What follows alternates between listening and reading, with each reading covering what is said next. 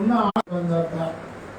అలాగనే దేవంట చూసారా, మనం కూడా సేవకులు మీటింగ్లను పెట్టుకుంటాం, విశ్వాసులు మీటింగ్లను పెట్టుకుంటాం, స్త్రీలు మీటింగ్లను పెట్టుకుంటాం, అలాగే సండే స్కూల్స్ అని పెట్టుకుంటాం, అలాగనే యవనస్తుల మీటింగ్లని రకరకాలుగా మనం కూడా మీటింగ్లు ఏర్పాటు చేసుకుంటూ ఉంటాం. అలాగే దేవదూతలు దేవుని సన్నిధికి వెళ్ళే దినం ఒకటి వచ్చిందంట. ఆ రౌండ్ టేబుల్ సమావేశం, ఆ సమావేశానికి వెళ్ళినటువంటి దినమున అపవాది అనేవాడు కూడా వెళ్ళాడంట. చూడండి, బైబిల్ గ్రంథంలో అంటాడు, నీతిమంతుల సభలో పాపులు నిలవలేరు అంటాడు. పాపుల సభలో నీతిమంతులు అసలే నిలవలేరు. తెలుస్తారా? ఇప్పుడు మనందరం ప్రార్థన చేసుకుంటాం. ఒక సహోదరుడు ఎవరైనా ఫుల్గా తాగి వచ్చి అయ్యగారితో మాట్లాడాలని వచ్చాడు అనుకో, రెండు రోజులు కూర్చొని పర్లేదు ఆ మీటింగ్ అయినా మాట్లాడదాం అన్నాం అనుకో, ఆయన ఉంటాడా? ఇక్కడ చెప్పే వాక్యాలకి చేసే ఆరాధనకి అవికి ఆయనకి ఎలా ఉంటుందంటే ఎక్కసం అయిపోతుంది. ఈ అయ్యగారితో మాట్లాడదాం లేకపోతే ప్రార్థనలో ఉన్నాడు, వాక్యం చెప్తున్నాడు, కాసేపు కూర్చుందాం అంటే అవి ఉండబుద్ధి అవ్వట్లేదని వెళ్ళిపోతాం. అలాగనే అక్కడ ఏదో కార్యక్రమం జరుగుతుంది అనుకోండి, దుష్టుల సమాజంలో తాగుడు పీకుడు ఏదో, అయ్యగారిని తీసుకెళ్ళి అక్కడ కూర్చోబెట్టి, అయ్యగారు ఇక్కడ ఉండండి, మేము అందరం కలిసి తాగుతూ ఉంటాం, నువ్వు కూడా ఉండండి అంటే ఉంటాడా? ఉండడు. ఎందుకనంటే దానికి దీనికి సూట్ అవ్వదు. అందుకనే బైబిల్ గ్రంథంలో దేవదూతల సమాజంలో అపవాది అనేవాడు వచ్చాడంట. పొరపాటున ఎట్లా వచ్చాడు వస్తాడు వాడు. ఎందుకనంటే వాడికి అధికారం ఉంది. ఇప్పుడు ప్రార్థన జరుగుతుంది, అందరూ బాప్తిసం తీసుకుని రక్షించబడిన బిడ్డలే, అందరూ కూడా దేవుని మీద ఆనుకుని ఆధారపడి బ్రతికే బిడ్డలే. కానీ సైతాను కూడా వస్తాడు. ఎందుకు రాడు? వస్తాడా రాడా? ఎట్లాగే ఒక మీటింగ్ జరుగుతుంటే యేసు ప్రభు వచ్చి ఆ ఏదికి కుడి పార్శ్వం నిలబడ్డాడంట. నిలబడితే అపవాది వచ్చి ఎడవ పార్శ్వం నిలబడిందంట. నిలబడితే ప్రభు అడిగాడంట, అపవాది నువ్వు ఎందుకు వచ్చావు అని అడిగాడు. అడిగితే వాడు అన్నాడంటే నువ్వెందుకు వచ్చావు అన్నాడంట. అరే, ఆరాధన క్రమం జరుగుతుంది, పరిశుద్ధ దేవాలయము, బిడ్డలందరూ బాప్తిసం తీసుకుని మారు మనసు పొందిన వాళ్ళు నా బిడ్డలు ఉన్నారు కనుక నేను వచ్చాను అన్నాడంట. ఆయన అపవాది ఉందంటే నా బిడ్డలో ఉన్నారు అందుకే నేను వచ్చాను అన్నాడు. ఎవరు నీ బిడ్డలో అన్నాడంట. చూసారా, అపవాది నా బిడ్డలు ఉన్నారు కనుక నేను వచ్చాను అన్నాడంట. ప్రభు అంటే ఎవరు నీ బిడ్డలు అన్నాడంట. చూసారా, ఆ సైతాన్ గారు కూడా ఎవరు నీ బిడ్డలు ఎవరు మరి చెప్పు అన్నాడు. అయితే ప్రభు అన్నాడంట, ఆరాధన చేసేవాళ్ళు, దేవుని స్తుతించేవాళ్ళు, ఆదివారం ఆరాధనకు వచ్చేవాడు, బాప్తిసం తీసుకున్నవాడు, అలాగే ప్రతిదినం ప్రార్థన చేసే బిడ్డలందరూ నా బిడ్డలే అని చెప్పాడు. అపవాది ఏమని చెప్పింది? నా బిడ్డల సంఖ్య కూడా నేను చెప్తాను, నువ్వు కూడా లెక్కేసుకో అన్నాడు. అర్థమైందా? ఫుల్గా సారా తాగేవాడు నా బిడ్డలే, తగాదాలు ఆడేవాడు నా బిడ్డలే. అర్థమైందా? అలాగే టీవీ దగ్గర సీరియల్ అప్పుడు సీరియల్ చూసేవాడు నా బిడ్డలే, భర్తకి ఎదురు చెప్పేవాళ్ళు నా బిడ్డలే, భార్యను కొట్టేవాళ్ళు నా బిడ్డలే, సిగరెట్లు తాగేవాళ్ళు నా బిడ్డలే, గుట్టకాలు తిరిగేవాళ్ళు నా బిడ్డలే. ఎంతమంది లెక్కేసుకున్నావా? సినిమాలు చూసేవాళ్ళు కూడా నా బిడ్డలే. మరి సమానంగా అయిపోయినట్టే అయింది కదా. అలాగనే దేవదూతలు దేవుని సముఖంలోకి వెళ్ళి నిలబడే టైం వచ్చిందంట. ఒక టైం మీటింగ్ సృష్టిని చేసేటప్పుడు కూడా దేవుడు అంట తండ్రి, కుమార, పరిశుద్ధాత్మ అనే త్రియేక దేవుడు రౌండ్ టేబుల్ సమావేశం ఏర్పాటు చేసి, ఆ రౌండ్ టేబుల్ సమావేశంలో 6 దినాలు మనం సృష్టి అంతటిని చేసాం కదా, 7వ దినమున మరి విశ్రాంతి తీర్చుకోవాలి కదా. అందుకని మానవులు చేసేటువంటి ఆ దినమున 6వ దినమున మరి మనం ఎలా చేయాలి మానవుని అని చెప్పి ఆలోచన చేస్తే తండ్రి అన్నాడంట, మన కోరిక మన రూపం చొప్పున చేద్దాం అన్నాడంట. దేవునికి స్తోత్రం. కుమారుడే యేసు ప్రభు అన్నాడంట.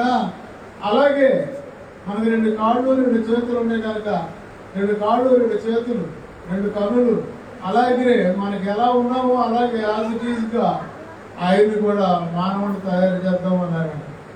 సరే అనుకుని తండ్రి కుమార పరిశుద్ధాత్మ త్రియేక దేవుడు ఈ రౌండ్ టేబుల్ సమావేశంలో ఒక నిర్ణయం తీసుకొని సృష్టిని చేసి తర్వాత మానవుని చేసాడు 6వ దినమున. చూసారా, అది సంగతి. అందుకనే 5 దినాల్లో సృష్టి అంతా అయిపోయింది.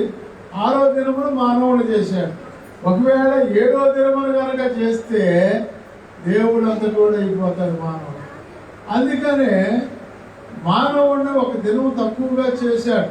7వ దినం ఆయన విశ్రాంతి తీర్చుకున్నాడు. అందుకే బైబిల్ గ్రంథంలో ఈ యొక్క దేవదూతలు దేవుని సముఖంలోకి వచ్చే గడి వచ్చినప్పుడు అపవాది అనేవాడు కూడా వారిలో కలిసి వచ్చాడు. అప్పుడు అపవాది రూపం వేరు కదా, వాడు కొమ్ములు కోరలు వికారంగా ఉంటాడు కదా. అయితే దేవదూతల రూపం వేరు కదా, చక్కగా తెల్లటి వస్త్రాలు ధరించుకొని చాలా సంతోషంగా ఉంటారు దేవదూతలు. అలాగే దేవుని రూపం వేరు, దేవదూతల రూపం వేరు. బైబిల్లో అంటాడు 10,000 మంది పురుషులలో కూడా నా కుమారుని ఏమన్నాడు చెప్పమ్మా గుర్తించవచ్చు అంటాడు పరమగీతాల్లో. 10,000 మందిలో కూడా చూసారా దేవుని బిడ్డను గుర్తించవచ్చు అంట. బస్సు ఎక్కామనుకో, బస్సులో కూడా టిక్కెట్లు ఆడిపోతున్న జనం ఆ పరిశుద్ధులు ఎవరో అందులో పరిశుద్ధుడైన అయ్యగారిని గుర్తించవచ్చు. ఆయన పక్కకు ఒదిగి కూర్చుంటాడు, జాగ్రత్తగా ఉంటాడు. అందరూ ఇచ్చలవిడిగా నడుస్తూ ఉంటారు. అలాగే బైబిల్ గ్రంథం ట్రైన్లోనైనా బస్సులోనైనా ఎంత గొప్ప మీటింగ్లోనైనా 10,000 మందిలోనైనా దేవుని బిడ్డలను గుర్తించవచ్చు. వాళ్ళ స్త్రీలైనా పురుషులైనా వాళ్ళ పొజిషన్ వేరు, వాళ్ళ కట్టు వేరు, వాళ్ళ బొట్టు వేరు, వాళ్ళ పద్ధతి వేరు, వాళ్ళ నడక వేరు, వాళ్ళ ప్రవర్తన వేరుగా ఉంటుంది పరిశుద్ధులు. అలాగే మారి మనసులే పద్ధతి వేరుగా ఉంటుంది, వాళ్ళ ప్రవర్తన వేరుగా ఉంటుంది. అయితే ఈ అపవాది అనేవాడు వెళ్ళి కూర్చుంటే దేవుడు గుర్తించన్నాడంటే అపవాది నువ్వు ఎక్కడి నుండి వచ్చింది అని అడగక అపవాది భూమి మీద ఇటు అటు తిరుగులాడుచు అందులో సంచరించు వచ్చి తినను. చాలు సరే, అపవాది నువ్వు ఎక్కడి నుండి వచ్చావంటే నేను భూమి మీద ఇటు అటు ఇటు అటు ఇటు అటు తిరుగులాడుతూ వచ్చారన్నంట దేవుని సన్నిధిలో. చూసారా, ఈ మాట అర్థం ఏంటంటే ఈనాడు చాలా మంది సంఘాల్లో స్థిరముగా ఉండరు. కొన్ని రోజులు ఈ చర్చికి వెళ్తారు, కొన్ని రోజులు ఆ చర్చికి వెళ్తారు. అలాగే ఇటు అటు అటు ఇటుగా ఉంటారు. కొందరైతే దేవుళ్ళు కొన్నాళ్ళు ఉంటారు, చక్కగా పరిశుద్ధంగా ఆగిళ్ళు కట్టలు పాటిస్తారు. తర్వాత కొన్ని రోజులు మళ్ళీ లోకంలోకి వెళ్ళిపోతారు, సినిమాలు డ్రామాలు అనేవి చూస్తారు. అలాగూ ఇటు అటు అటు ఇటు తిరుగుతూ ఉండే వాళ్ళని ఏమన్నాడంటే అపవాది అన్నాడు. ఏమన్నాడు? అపవాది నువ్వు ఎక్కడి నుండి వచ్చావు అన్నాడు. అపవాది అని అంటే వాడికి ఒక పేరే లేదు. చూసారా, వాడికి అపవాది అని, అలాగే ఘటసర్పం అని, అట్లాగే క్రూరముఖం అని, లేక అపవిత్రాత్ముడు అని, లేకపోతే లూసిఫర్ అని, లేకపోతే రకరకాలైన పేర్లు ఉండేవాడు. అన్నిటికంటే నెంబర్ 1 పేరు ఏంటంటే సాతానుడు. హిందువులు ఏమంటారు?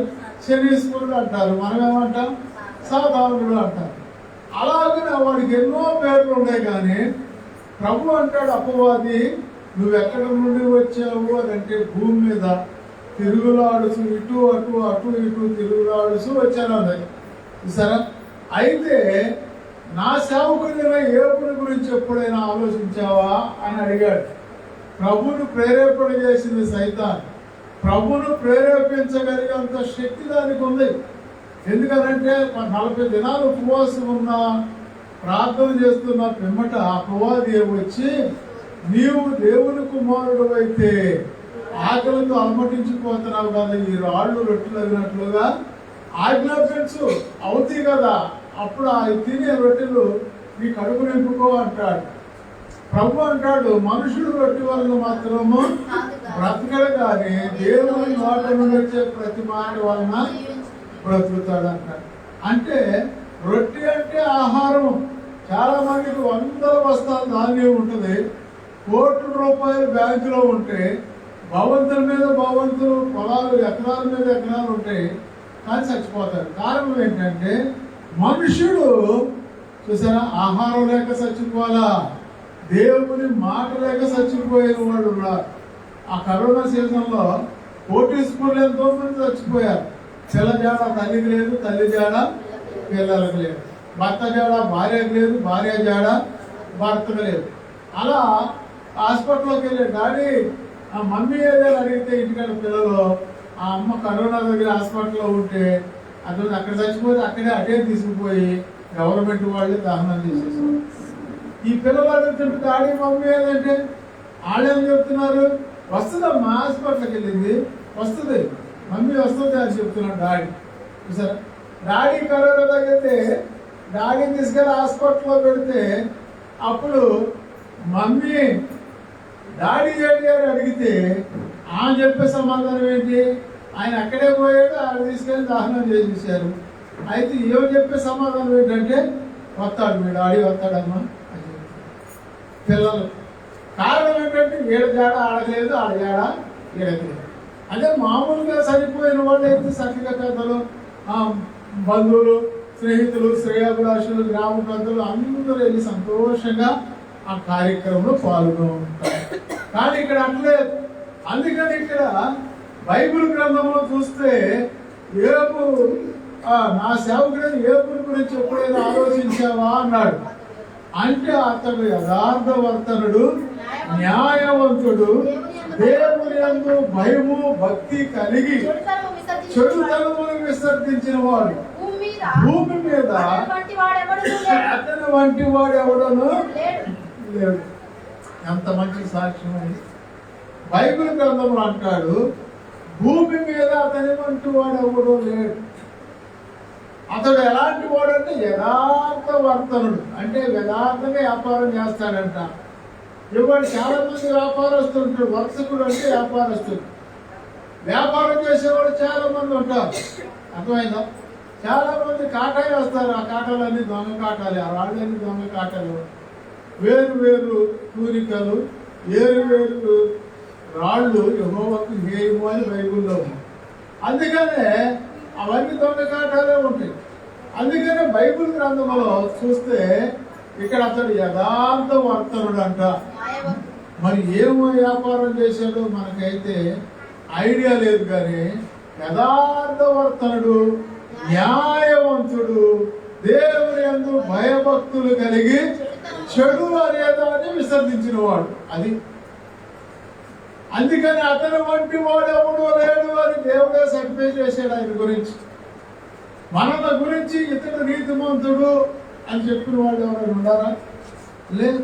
చూసారా, బైబిల్ గ్రంథంలో ఉన్నారు వాళ్ళు. చూసారా, నోహు ఈ తరపు వారిలో నీవే నీతిమంతుడు అయి ఉన్నావు కనుక నీకోసము సితీసారపు మ్రానుతో ఒక ఓడను తయారు చేసుకో అన్నాడు. 40 దినాలు ప్రసన్న వర్షం కురవబోతుంది కనుక భూమి మీద ఆ ఓడలోనికి మీరు వెళితే రక్షించబడతారు. మీ మాటిని వచ్చిన చతుష్పద జంతువులు, సర్వ సృష్టిలో ప్రతి జంతువు ఆడబోడిన పిలువు ఆ ఓడకు వచ్చిన ప్రకృతి అని చెప్పారు. అలాగే నోవహు ఆ తరము వాడునంట నీతిమంతుడుగా ఉన్నాడంట. నోవహు ఆ తరములో నోవహు భూలోకంలో అందరికంటే నీతిమంతుడుగా ఉన్నాడు. అందుకని అతను 3 కుమారులు 3 కోడళ్ళు, తన భార్య యర్మండుగురు మాత్రమే ఓడలో ప్రవేశించి బ్రతికారు జలప్రళయంలో. కారణం ఏంటంటే ఆయన యథార్థవర్తనుడు, యోగు కూడా. కనుక ఈ తరము వారిలో యథార్థవర్తనుడు, నీతిమంతుడు, దేవుని భయభక్తులు కలిగిన వాడు కనుక అతడు చెడుతనాన్ని విసర్జించిన వాడు అని దేవుడే సర్టిఫై చేస్తున్నాడు. కనుక ఒక సందర్భంలో అబీమెలెకు అనేటువంటి ఆయన అబ్రహాము భార్య అయిన శారాయిని తీసుకెళ్లి అంతఃపురంలో పెట్టుకుంటే పెళ్లి చేసుకుందామని అబ్రహాము ప్రార్థన చేశాడు. ప్రభువా, నీ దేశం నుండి, బంధువుల యొక్క నుండి, తండ్రి ఇంటి నుండి నేను నీకు చూపించే దేశానికి వెళ్ళమన్నావు కదా, వచ్చాను. వస్తే నా భార్యని ఈ దేశపు రాజు తీసుకుని వెళ్ళి వివాహం చేసుకుంటానని పెట్టుకున్నాడు. అందుకు నేను చిన్నంత అబద్ధం ఆడాను నా చెల్లెని. భార్య అంటే సంపదాన్ని, ఇది చెడు దేశం అని ఆ అబద్ధాన్ని బట్టి వాళ్ళు నీ చెల్లి అయితే ఎవరికైనా ఇచ్చి పెళ్లి చేయాలి కానీ ఆయనే తీసుకెళ్ళి అంతఃపురంలో పెట్టుకున్నాడు. అయ్యా ఆమె విషయమై ప్రభు నువ్వు ఆయనతో మాట్లాడని ప్రార్థన చేస్తే అప్పుడు అబీమెలెకుతో దేవుడు మాట్లాడాడు. అబీమెలెకు నీవు నీ ఇంట చేర్చుకున్న స్త్రీ ఒక పురుషునికి భార్య, నీవు ఆమె విషయమై సచ్చిన వాడవై ఉండాలి. ఒకవేళ నువ్వు ముట్టుకున్నావు దేశంలో ఉన్న ప్రతి గర్భాన్ని మూసివేస్తా అన్నాడు. అంటే ఇంకా ఒక గంటకి డెలివరీ అవుతున్నా కూడా గర్భం మూసివేయబడితే కడుపులో పెట్టడం కడుపులోనే ఉంటుంది, ఇక డెలివరీ లేదు. అసలు గర్భవతులుగా కాకోకుండా పిల్లలు లేని తల్లులు ఇక ఎప్పుడు గర్భవతులు కావాలి. ఎంత భయంకరమైన ఘోష చూసావా అది. అలాంటి పరిస్థితి నీ దేశం మీదకి వస్తుంది అన్నారు. అప్పుడు ఖచ్చితంగా అయ్యా అట్టి నీతి గల జనమును నాశనం చేస్తావా? నిజముగా అతను ఆ చెల్లి అని చెప్పాడు కదా, అందుకని నేను తీసుకుని వచ్చి వివాహం చేసుకోవడానికి అంతఃపురంలో పెట్టుకున్నాను అని దేవుని దగ్గర పశ్చాత్తాపడి 1000 రూపాయలు జరిమానా కట్టి అప్పుడు తీసుకెళ్ళి ఆయన భార్యకు ఆయన అప్పగించాడు. అలాగూ చారాల గురించి ఈ నీతి మంతురాలు అంటాడు చూసారా. మరి ఇతను మరి చాలా మంది ఎన్నో రకాలైన జబ్బులు, ఎన్నో రకాలైన దుర్మార్గ పనులకి లోనైపోతాను. కారణం ఏంటంటే దేవుడు మన పక్షామున ఎవరిని గర్దించట్లేదు చూసారా. నీ ఇల్లు దోసుకుపోయినా, నీ ఆస్తి దోసుకుపోయినా, నీ యొక్క ఉన్నటువంటి సంపద అంతా పల్లగొడుతున్నా, అన్యాయంగా నీ ఆస్తి అంతా అయిపోతున్నా కానీ దేవుడు ఆ నీతిమంతుల జోలికి పోవద్దని అంటున్నాడా? అంటలా. కారణం ఏంటంటే మనం యథార్థవర్తనుడు గాను, న్యాయవంతుడు గాను, దేవుని యందు భయభక్తులు గలవాడు గాను ఉండటం లేదు. అది అసలు విషయం, స్త్రీలైనా పురుషులైనా. అయితే ఆ యథార్థవర్తనుడు, న్యాయవంతుడు భూమి మీద అతని వంటి వాడు ఎవడో లేడని చెప్పినప్పుడు అపవాది ఏమంటారు చూడు. ఊరికే దేవుని యందు భయభక్తులు గలవాడాయన నీవు అతనికి అతని ఇంటి వారికి అతనికి కలిగిన సమస్తమునకును చుట్టూ కంచి వేసితివి కదా. నీవు అతని చేతి పనిని దీవించుచుండుట చేతనే అతని ఆస్తి ఆ దేశంలో బహుగా విస్తరించింది. చూసారా, ఎవరు చెప్తున్నారు ఈ మాట? ఎవరితో చెప్తున్నారు? అపవాది దేవుడితో చెప్తున్నారు. అతను ఊరకే, చూసారా, అతడు ఊరకే గొప్పవాడయ్యాడా? నీవు అతనికి, అతని ఇంటి వారికి, అతనికి కలిగిన సమస్తములకు చుట్టూ కంచి వేశాడు అంటాడు. కంచి అంటే ముడకమ్మ తీసుకొచ్చి మాట్లాడంటావా? కాదు. కంచి అంటే బైబిల్ గ్రంథంలో చూస్తే ఆత్మీయ కంచి. ఏ కంచి వేశాడు? ఆత్మ కంచి. చూసారా, మన ఇంటి చుట్టూ కార్యం కనపడలేదు అనుకో, అయినా కానీ దేవుడు ఆత్మ కంచి వేశాడు. ఆదాముతో అవ్వములతో తినవద్దన్న వృక్ష ఫలాన్ని తినమన నీవు చచ్చిపోతావు అని చెప్పాడు. అయితే అవ్వ లేదప్పుడు పుట్టలేదు, ఆదామే పుట్టాడు. ఏదైనా తోటలో అన్ని ఫలాలు నిరభ్యంతరంగా తినవచ్చు కానీ ఆదాం నీవు మంచి చెడులు జీవ వృక్ష ఫలాన్ని తినకూడదు, తినదినమే నువ్వు చచ్చిపోతావు అన్నాడు. తినదినమే నువ్వు చచ్చిపోతావు అన్నాడు. కానీ నిజంగా ఆ మాట చెప్పినప్పుడు ఆదాము మాత్రమే ఉన్నాడు, అవ్వమ లేదు. కానీ ఆయన ఎముక శరీరంలో ఉన్నటువంటి అవ్వమ ఆదాము భార్యగా అయ్యింది. ఆ తర్వాత ఆదాము అవ్వమ్మకి చెప్పాడు, ఇట్లా చెప్పాడు దేవుడు, ఇది ముట్టుకోవద్దని చెప్తే ఆమె కూడా సరే ఒకే ఉంది. ఈ సర్పం ఏం చేసిందంటే ఘట సర్పం వచ్చేసి ఆయన లేనప్పుడు ఆమెను ముచ్చటించి మాట్లాడింది. సరే, ఇది నిజమా? ఈ తోట చెట్ల పొలంలో దేన్నైనా తినకూడదని దేవుడు చెప్పాడా అని చెప్పినప్పుడు అవును, ఇదిగో ఈ తోట చెట్లలో మంచి చెడుని తెలివినిచ్చి జీవవృక్ష ఫలాన్ని తినకూడదని చెప్పాడని చెప్పాడు. అప్పుడు ఆ సర్పం ఏంటంటే అవన్నీ ఆయన స్వార్థం కోసం చెప్పాడు. నిజమే, నువ్వు తినమని దేవదూతల వల్ల అయిపోతావు, దేవుడు అంత దాని అయిపోతావు అని చెప్పి ఆ వృక్షఫలం చూపిస్తే అది మంచిగా రమ్యంగా కనపడితే దానిని తింటే కడుపు వెళ్ళిపోద్ది, ఎంతో రుచిగా ఉంటుందని తీసుకొని తిన్న తర్వాత ఆమె కూడా తిన్నాడు. ఆయనకు కూడా ఇచ్చింది, ఆమె తెచ్చింది. భార్య తెచ్చి పెడితే భర్త తినకుండా ఉంటాడా?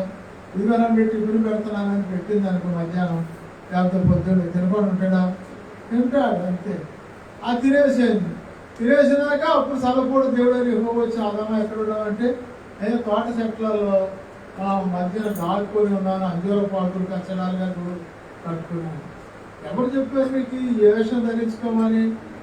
ఆ పోలిక నా రూపం సొప్పులు చేసి నీకు మహిమా ప్రభావాలతో ఉంచితే నువ్వు ఎలాగెందుకు చేసావు అంటే నువ్వు నాకు సహాయకురాలుగా ఇచ్చావు కదా, ఆమె నాకు ఇచ్చింది అన్నాడు. ఆమె అడిగితే సర్పంలను మోసపుచ్చింది అన్నాడు.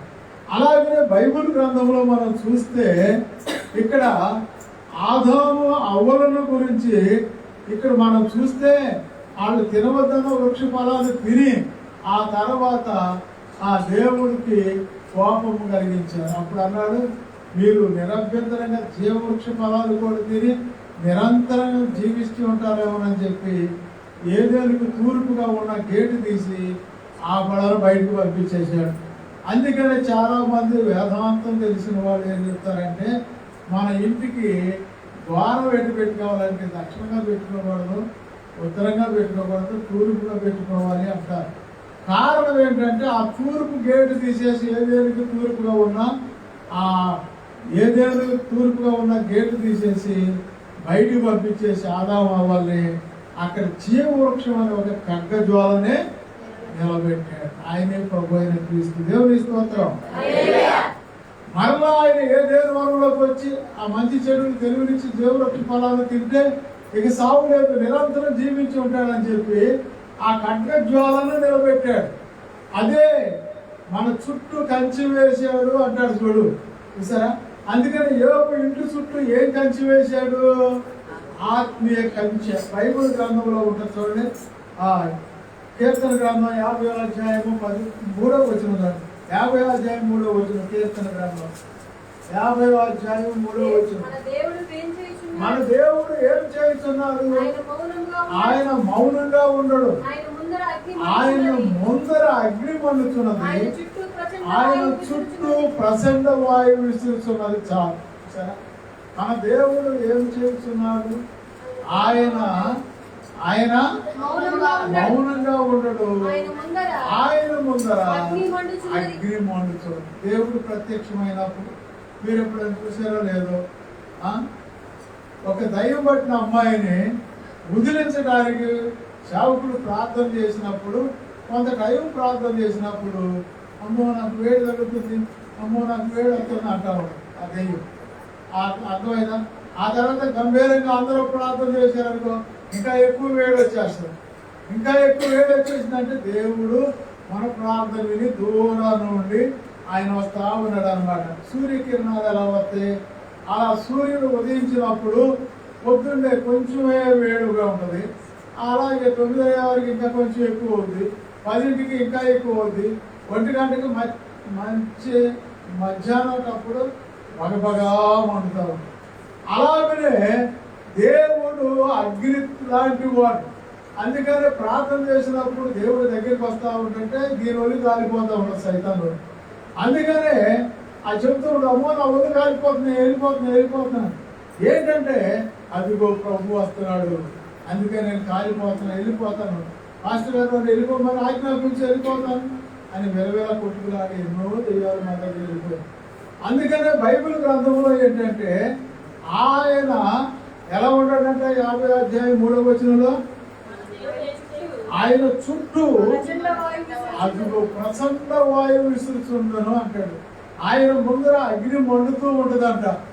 అందుకనే అగ్ని ప్రాకారముగా కట్టాడంట యోబు ఇంటి చుట్టూ. ఏ ప్రాకారం? అగ్ని ప్రాకారం. ఆయన దూరాల నుండి ప్రార్థన చేస్తుంటే వచ్చేసి భక్తుల్లోకి వచ్చేస్తాడు, సేవకురాళ్ళు వచ్చేసినప్పుడు అగ్నే ఈయనే అగ్ని అయిపోతాడు అనమాట. ఒక ఇనుప ముక్క ఉందనుకో, కొలిమి దగ్గరికి తీసుకెళ్తే కమ్మరవాడి దగ్గరికి ఆ గొడ్డలో కత్తిపేటలో దాన్ని ఏదైనా పొద్దున చేయాలంటే అది బుక్కులో పెడతాడు. ఆ బొగ్గులేసి రోలు తిప్పుతూ ఉంటుంటే ఆ నొప్పుల్లోకి వెళ్ళిపోతే ముందు మనం ఇచ్చేది గొడ్డలే కానీ లేకపోతే వెనకత్తే కానీ ఏదైనా ఒక ఎనమ్మొక్క ఇస్తే అది ఎర్రగా మారిపోతుంది. కారణం ఏంటంటే ఆ నొప్పులోకి ముందు పెడతాడు, ఆ నొప్పే ఈ ఎనపొక్కలోకి వచ్చేస్తాయి. నొప్పే ఇనమే నొప్పులాగా మారిపోతుంది. అలాగే ప్రార్థన చేస్తూ ఉంటే సేవకుడే అగ్నిలాగా మారిపోతాడు. కారణం ఏంటంటే ఆయనలోకి దేవుడు వచ్చేస్తాడు. అందుకని ఆయనే అగ్నిలాగా మారిపోతాడు. అందుకని అపవాది సైతాన్లో నిలవలేదు. అందుకే బైబిల్ గ్రంథంలో ఆ కంచి వేసాడు అంటే యోగు ఇంటి చుట్టూ సైతాన్ గారు అంటాడు, నీవు ఆయన ఊరికినే నీ అందరూ భయభక్తులు గలవాడు, ఆయన తూర్పు దిక్కు జనులలో అతడే గొప్పవాడు ఉన్నాడంటే కారణం ఏంటి? నువ్వు ఆయన ఇంటి చుట్టూ అగ్ని వేశావు, కంచి వేశావు. అందుకని అపవాదు లోపలికి వెళ్ళకోకుండా, ఏ తెగులు లోనికి వెళ్ళకుండా, ఏ మరణము లోనికి వెళ్ళకుండా, ఏ యొక్క శోధన ఇంటి మీద కరువు లోనికి వెళ్ళకోకుండా చుట్టూ కంచి వేసావు అగ్ని ప్రాకారం. మనకు కనపడదు. దేవుడు అగ్నితో ప్రాకారం కట్టాడంట బైబిల్ గ్రంథంలో అంటాడు. చూసారా, బైబిల్ గ్రంథం జకర్యా గ్రంథం 2వ అధ్యాయము 4-5 వచనాలు చూస్తే మీకు అర్థమవుతుంది. జకర్యా గ్రంథం 2వ అధ్యాయము 4-5 వచనాలు.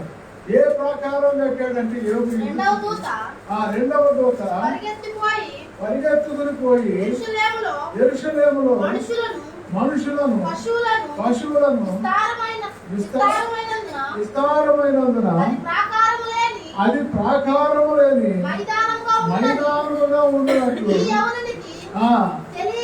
తెలియజేయమని మొదటి దూతకు ఆజ్ఞ ఇచ్చెను.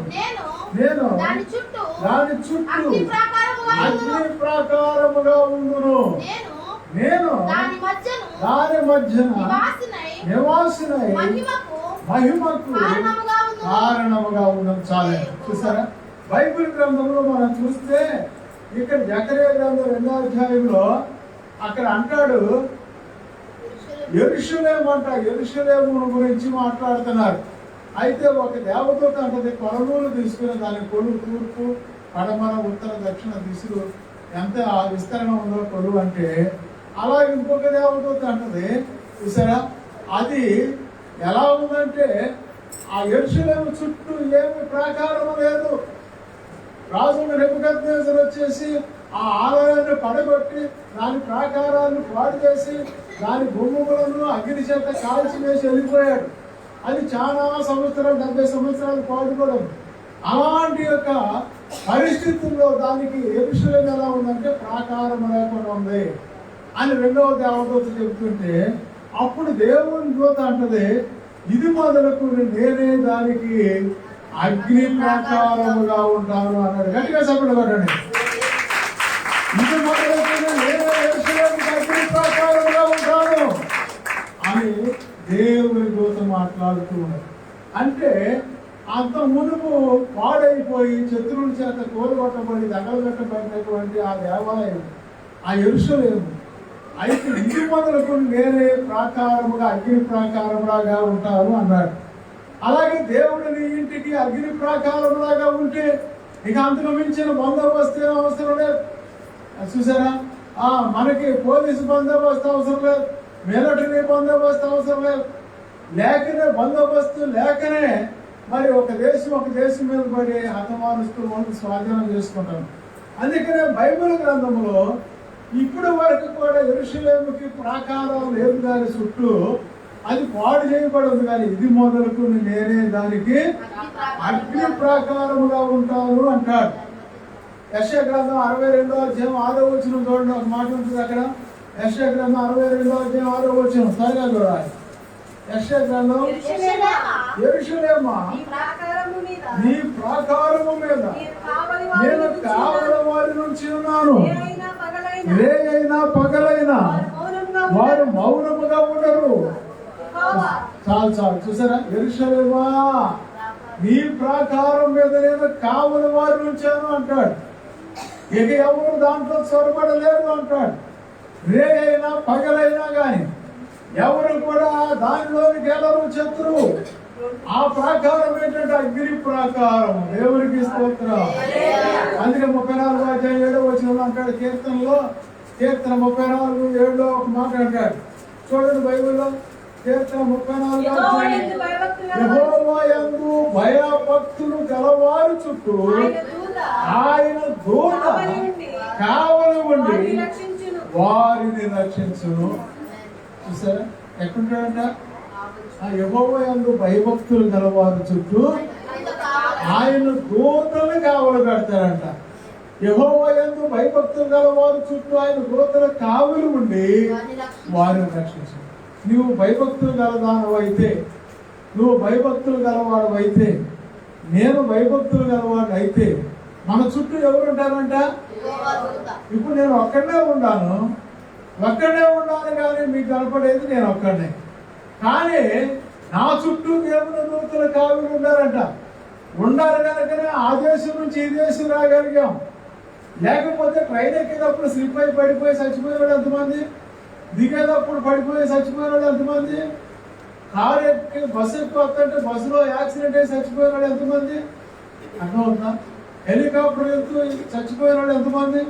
కానీ ఆయన దూత కావలి ఉండి నిన్ను నన్ను అందరినీ ఇక్కడ సమకూర్చింది. దేవునికి స్తోత్రం. యెహోవా యందు భయభక్తులు గలవారు చుట్టూ ఆయన దూతలు కావలి ఉండి నిన్ను రక్షిస్తాను. అదే అగ్ని ప్రాకారం.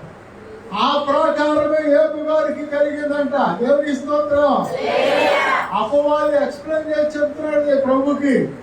అతను ఊరకనే యథార్థవంతుడు, దేవుని యందు భయభక్తులు గలవాడై చెడుతనాన్ని విసర్జించి అతను తూర్పు దిక్కు జనులు అతనే గొప్పవాడిగా ఉన్నాడని నువ్వు చెబుతున్నావు. నిజంగా అతనికి 7,000 గొర్రెలు, 3,000 ఒంటెలు, 500 జత ఎడ్లు, 500 ఆడగాడిదలు, బహుమంది పనివారు, అలాగే 7 కుమారులు 3 కుమార్తెలు.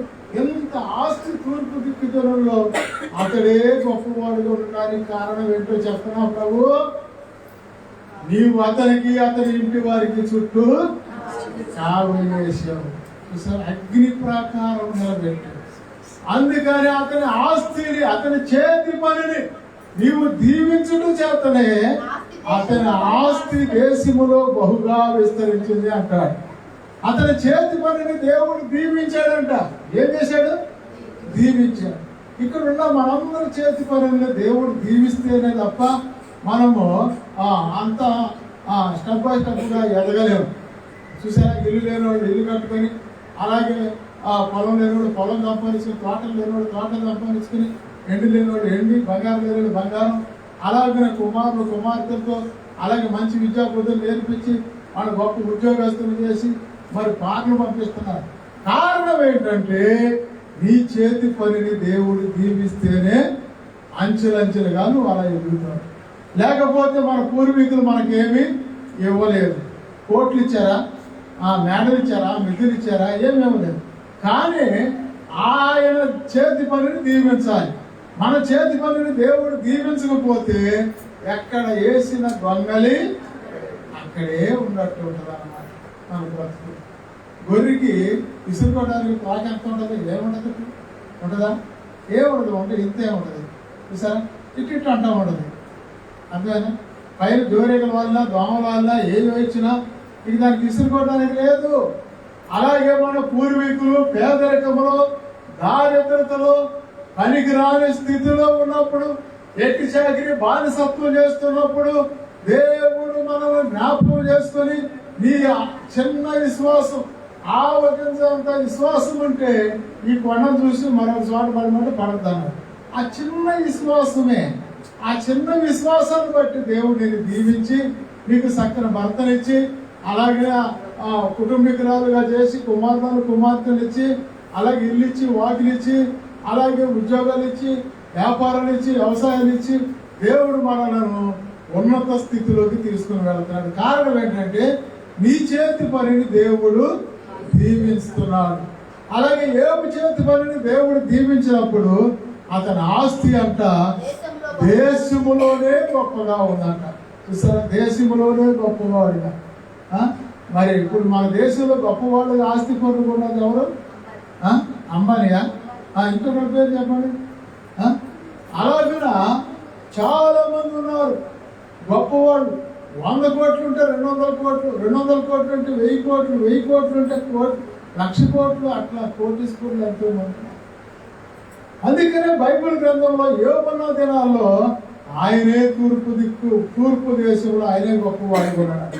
అంత ఆస్తి పరుడుగా ఎందుకు అయ్యాడు అని అంటే సాతాను యేసు ప్రభుత్వం నొక్కి వక్కాడించి చెప్తుంది, నువ్వు అతని చేతి పనిని దీవించుడు చేతనే. లేకపోతే ఆయన ఏదో ఎరగదీశాడు అంటావా? ఏదో కష్టపడి ఏదో చేశాడు అనుకున్నావా? ఆయన కష్టపడి ఎవరు కష్టపడి అంతే కదా.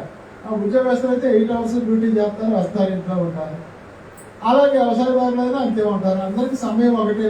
పేదవాడికైనా అదే 24 గంటలు, ధనవంతుడికైనా అదే 24 గంటలు. పేదవాడు చేసినా ధనవంతుడు చేసినా ఆ టైమే. ఆ టైం నుంచి మనం చేయలేము.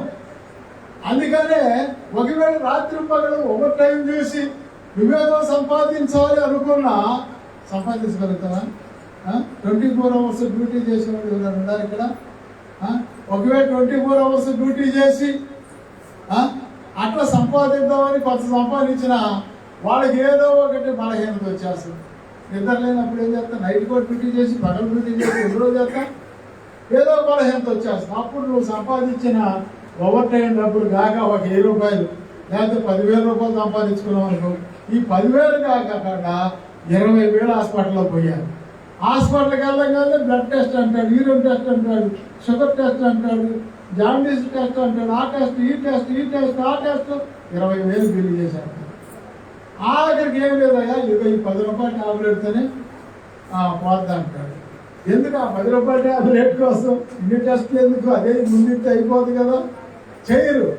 కారణం ఏంటంటే ఇదేం లేదు, పాడి గదులు పిండుకున్నది అనమాట. హాస్పిటల్కి వెళ్తే అన్నిగా మొత్తం జేబులు ఖాళీ చేయటమే. చూసారా? మనమేమో దర్జాకి వెళ్తాం, డాక్టర్ గారు ఇట్లా డాక్టర్ గారు అట్లా డాక్టర్ గారు మంచి ట్రీట్మెంట్ చేయండి, ఎమర్జెన్సీగా ఇది అది అంటాం. అప్పుడు ఇంకా ఉన్నవాళ్ళలాగానే ఉన్నాడు అనుకుంటాడు. ఇక రాయటమే టెస్టులు. అర్థమైందా? ఎన్ని టెస్టులు రాస్తాడు ఇక ఆయుర్వేదం. అది అయిపోయిన తర్వాత ఇంకా రాస్తాడు. ఆ శాంపుల్కి వచ్చిన మందులు ఉంటాయి కదా, అర్థమైందా? అవి ఇచ్చి చెప్తా ఉంటారు ముందు, తగ్గదు. అది తగ్గకపోతే ఏం చేస్తాడు? ఆఖరికి వాళ్ళ దగ్గర 10,000 20,000 టెస్టులకు అయిపోయిన తర్వాత అప్పుడు కరెక్ట్ అయిన మెడిసిన్. అలాగనే 24 గంటలు నువ్వు వర్క్ చేసి సంపాదించేది లేదు. ఒక ఆయన అంటాడు మా సంఘంలో, ఆయన ఏమంటాడు చూసారా? అయ్యగారు, పశువు ఉంది కదా, పశువు బురదలో దొరుకుతుంది కదా, ఎంత దొరికినా కానీ బురదలో అంటే మట్టిగా ఉంటుంది, బురద ఎక్కువ అంటది కదా. అట్లాగే నువ్వు 24 గంటలు ఓవర్ టైం చేసినా కానీ ఉండే మట్టిగా ఉంటుంది, కానీ ఎక్కువ ఉండదు. ఏదో ఒకటి వచ్చింది బలహీనత, తల్లితో పిల్లతో, అందుకు వెళ్ళిపోతుంది హాస్పిటల్ అని అంటారు. నిజమే. అందుకనే నువ్వు ఆయన చేతి పనిని దీవించుట చేతనే సైతాన్ చెప్తుంది అన్నమాట. సైతానికి తెలిసిపోయేది అసలు ఇంత ఆస్తి పరుడు ఎట్లా అయ్యాడు, ఎంత సంపద కలిగిన వాడు ఎలా అయ్యాడు. 7,000 గొర్రెలు 3,000 ఒంటిలు అంట. ఈ ఊర్లో ఎవరైనా ఉంటే ఉండొచ్చామో 7,000 గొర్రెలు ఉన్నాయన, 3,000 ఒంటిలు, 500 జతల ఎడ్లున్నా రైతు ఉన్నాడా? 500 జతల ఎడ్లు కట్టినటువంటి రైతు. పూర్వకాలంలో 4 వర్గాలు కట్టే రైతు ఉంటే 4 జతల ఎడ్లు ఉంటే అమ్మో పెద్ద రైతు అండి, 100 ఎకరాలు ఆసాం అండి అంటారు. 1000 ఎకరాలు 500 జతల ఎడ్లు అంటే 500 మంది జీతగాళ్ళు ఉన్నారు కదా. 500 మంది జీతగాళ్ళు అరగగట్టాలంటే, ఒక కొండ వేయాలంటే ఎన్ని వందల ఎకరాలు కావాలి ఆయనకి. ఇక్కడ నుంచి విజయవాడ కాడి నుంచి గన్నవరం కొట్టేసుకొని కెంపెల్ల ఏర్పడినప్పుడు ఇవన్నీ చూసుకుని అసలు ఒక్క కొండ ఒక్కసారి తిరగచ్చు. మరి దానికి ఎంత మేత కావాలి, ఎంత పెద్ద వరిగడ్డం కావాలి? 500 జతల ఎడ్లకి ఎంత పెద్ద బీడు పొలంలో దోలితే బీడు మేతానికి ఎంత పెద్ద బీడు కావాలి దానికి? అంత ఆసామి అంట. అలాంటి వాడు ఇప్పుడు భూమి మీద లేడు అంటాడు. ఉన్నాడా? అతని వంటి వాడెవడు భూమి మీద? ఏం సాక్షి! అతని వంటి వాడు అసలు భూమి మీద లేడు అంటాడు. అసలు ఇప్పుడు ఆ ఎడ్ల వ్యవసాయం తీసేసారు, అన్ని ట్రాక్టర్లు, అంతా ఏం లేదు. ఇదివరకు 10 మంది రోడ్డు వేయాలంటే ఒక 20 మంది 30 మంది కంకర పరిచేవాళ్ళు, అలాగే నీళ్లు పోసేవాళ్ళు, ఆ రోలిని కాళ్ళు పెట్టి లాగేవాళ్ళు, మనుషులు ఉండేవాళ్ళు లాగేవాళ్ళు మా చిన్నప్పుడు. ఇప్పుడేముంది? అన్ని మిషన్లే. కంకర వలుసుకుంటూ వెళ్తుంటే, తొక్కుకుంటూ వస్తుంటే, వెనక మళ్ళా ఫినిషింగ్ చేసుకుంటూ వస్తుంటే కొన్ని 100 కిలోమీటర్లు వేసేస్తున్నారు రోజు. ఒక్క రోజుకి అంత కిలోమీటర్లు వేసేస్తున్నారు. కారణం ఏంటి? కన్నుపడిపోయిన ఒక బొట్టు వెళ్తాను లేపేస్తున్నాడు. ఆ కుక్కల్ని ఇక్కడ పెట్టి నొక్కగానే అది చక్కగా తీసుకెళ్ళి ఎక్కడ పెట్టాలి అక్కడ పెట్టారు. ఈ కూలీలు కూడా అవసరం లేదు. అలాంటి టెక్నాలజీలు ఇప్పుడు బ్రతుకుతున్నాం. అందుకనే దేవుడి గురించి అంటాడు, అతడు నువ్వు అతని చేతి పనిని దీవించావు, నేను అతని చుట్టూ కంచి వేసావు, అందుకే దేశంలో గొప్పవాడు అంటాడు. అంటే దేవుడికే ఆశ్చర్యం కలిగింది. అది నీకు అర్థమైందా? అవును, అర్థమయ్యా. నేను చెప్తున్నాను, నువ్వు అతని చుట్టూ ఉన్న కంచి తీసివే, ఒకసారి చూపిస్తాను నా వీరంగం ఏంటో అన్నాడు. అట్టగా అతడు యథార్థవంతుడు, న్యాయవంతుడు, దేవుని భయభక్తులు కలిగిన వాడు. అతనికి ఆస్తి ఉందని నా యందు భయభక్తులుగా లేడు. ఆస్తి లేకపోయినా దేవుని యందు భయభక్తులు కలిగిన వాడే, ఆస్తి ఉన్నా భయభక్తులు కలిగిన వాడే. కనుక నువ్వు అడుగుతున్నావు కనుక